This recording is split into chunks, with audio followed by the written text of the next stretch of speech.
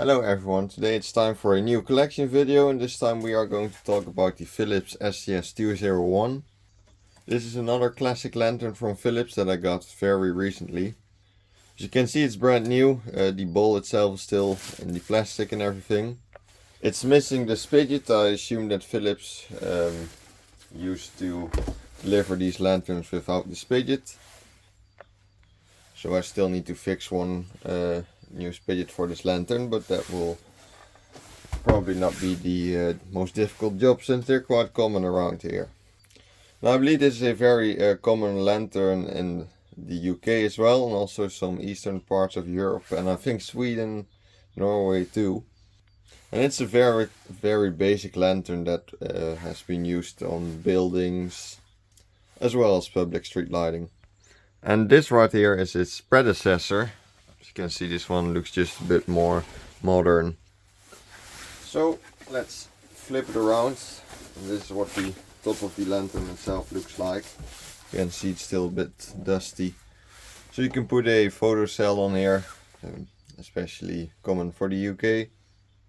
What I always found strange about these lanterns is the fact that there seem to be like two holders for a clip or something.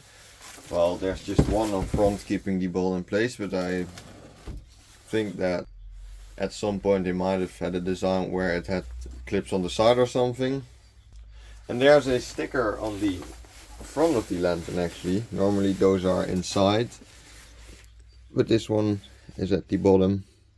As you can see, SGS201, 70 watt high pressure sodium. And let's screw it open so we can get access to the ballast. It's just two screws at the bottom of the lantern.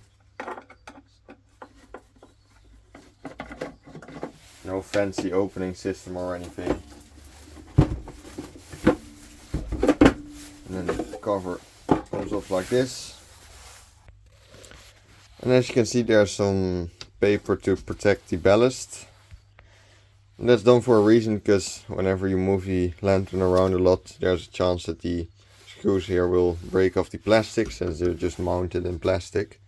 And I always thought when I saw like a video of this lantern before that you could pull out the lamp at the back of the lantern, but that's not possible. There's nothing too crazy here.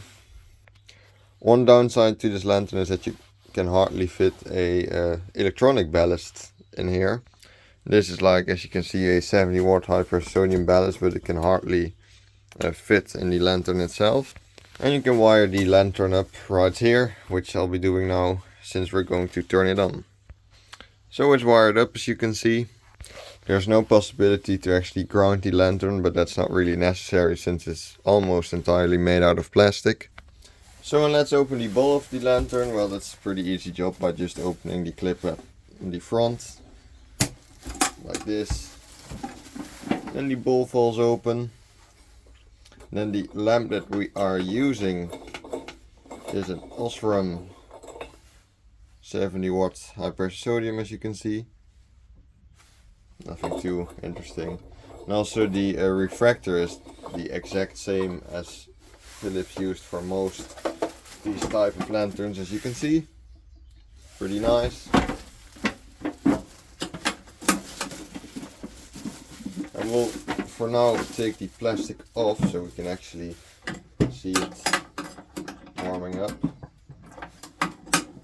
Try to often the bowl falls out, but try to keep the bowl in a good condition by keeping the plastic on there. But let's make the lantern warm up.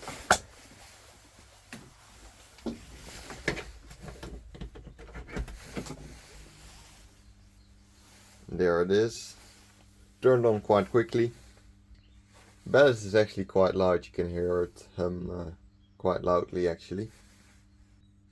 It's still nice to have a brand new one, because the ones that are currently still working mostly have a very yellow bowl.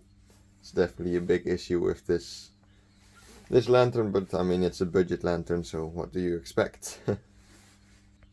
And it's starting to turn to the very cozy color that the high pressure sodium bulb has, in my opinion. And it's not too bright for the eyes either, because the refractor Philips uses is kind of nice in my opinion, not too harsh. Like this, it almost looks like it doesn't even have a bowl. But yeah, that's pretty much all I have to say about the lantern itself. It gives a decent amount of light, as you can see. And thanks a lot for watching. Let me know what you think about this fixture, and have a nice day. See you in the next video.